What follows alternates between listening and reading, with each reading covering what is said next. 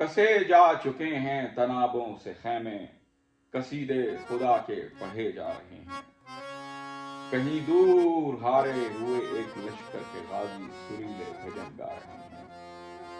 شہیدوں کو پوری مراد دے کر گھروں کو روانہ کیا جا چکا ہے۔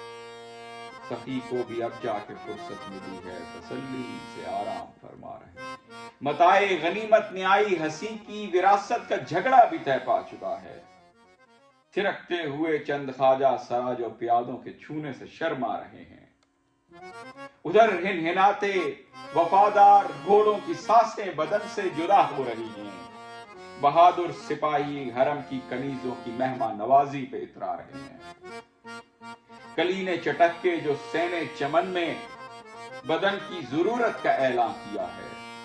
حرامی مخنث جوانی کے منکر جو پہلی محبت سے گھبرا رہے ہیں۔